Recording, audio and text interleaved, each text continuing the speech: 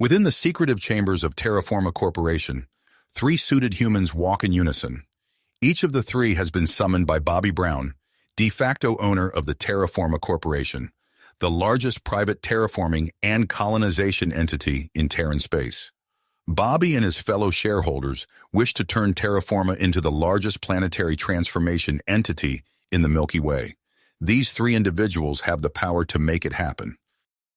Emily Snow, CEO of Standard Energy, the largest energy conglomerate in the known galaxy, formed in 2070 in search of new fossil fuel deposits, as well as to capitalize on the fusion market. It's a massive conglomerate of countless pre-unification energy giants. Saudi Aramco, ExxonMobil, Chevron, and BP unified into a singular energy titan. They've completely monopolized the energy market through ruthless business practices. Almost nothing is below this profit-hungry fiend. William Tracker, chairman of the board for Terran Private Defense. Acting as a PMC for anyone willing to pay, they've been involved in conflicts from the shoulder of Orion, all the way to the rim worlds. Practically every military in the galaxy relies on their hardware and contractors for ships and maintenance. Without them, no military would be capable of putting up a fight. Formed in late 2052 with the collapse of conventional military-industrial complexes, the companies of Lockheed Martin, Boeing, Northrop Grumman, Raytheon, General Dynamics, and BAE Systems clung together to survive. Now they're nigh unstoppable.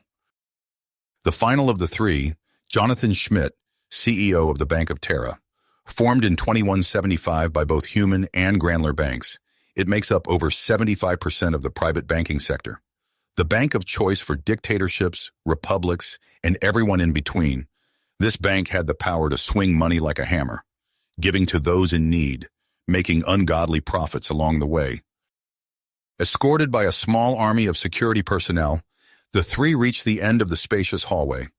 They reached a large door labeled Bobby Brown, Majority Shareholder. One of the entourage of security opened the door, and the three filtered into the massive office of Bobby Brown.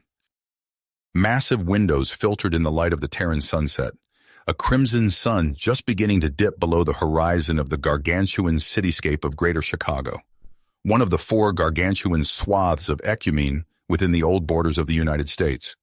Covering an area from Indianapolis to Minneapolis, the city knew no bounds.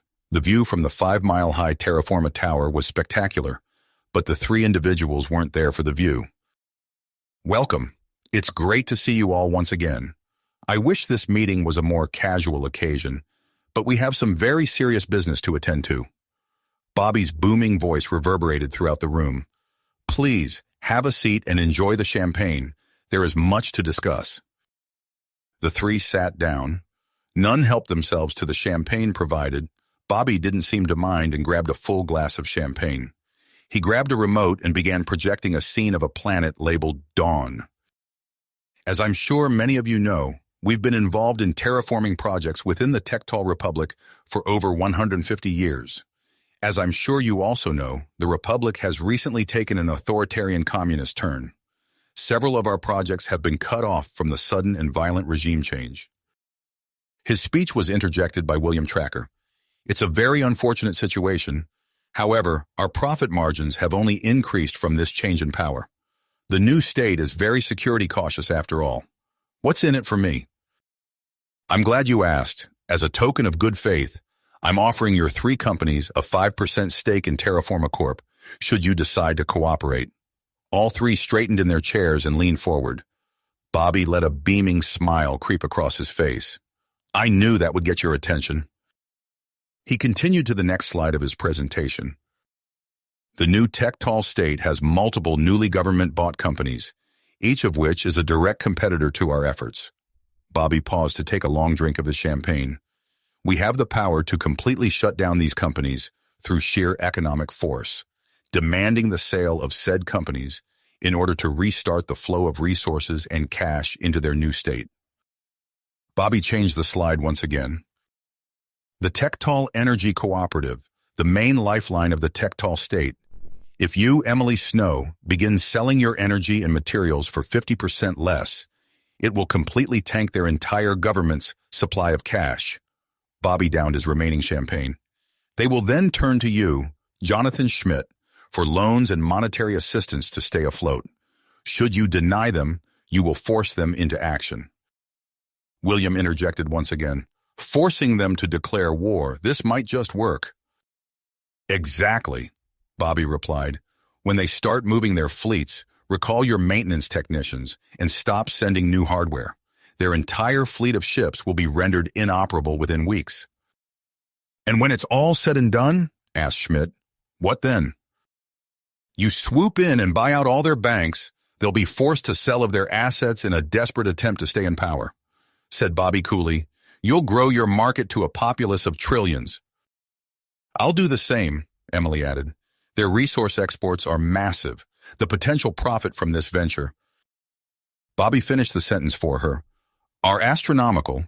He poured himself another glass of champagne. I'll have my terraforming ventures. You'll all have new friendlier markets to operate in. Lots of profit and a 5% share in Terraforma. The three joined Bobby in a toast to the future and drank their glasses of champagne fully. It took only a matter of months for the Tectal state to fully collapse. Their revenue stream was unexpectedly decimated by Standard Energy. When the empire turned towards the Bank of Terra for a bailout, they were denied. War was the only option. Tectal ships began maneuvering towards Standard Energy assets, but their life support was pulled when Terran Private Defense bailed, taking all of their technicians and crewmen with them. The Tectal state was left with a crippled economy and worthless companies. In a final last-ditch attempt to make enough money to scrape by, they put their government industries up for sale. It came as no surprise to the galaxy when all of the companies were swooped up by the Terran companies that caused all of this destruction in the first place. After selling their companies, the Tectal were at the mercy of Terran conglomerates. Expectedly, they were completely shut off from all vital resources. The government collapsed in a matter of days, replaced with a friendly state of pro-Terran politicians. The Terran conglomerate, as the four companies were now known, had just pulled off the first hostile takeover of an entire solar empire, in a process known today as paper warfare. You have reached the end of the story. If you enjoyed this story and want to support us, please leave a like and subscribe to our channel, and for every comment that says 88, I will heart every single one of them. Thank you for your time.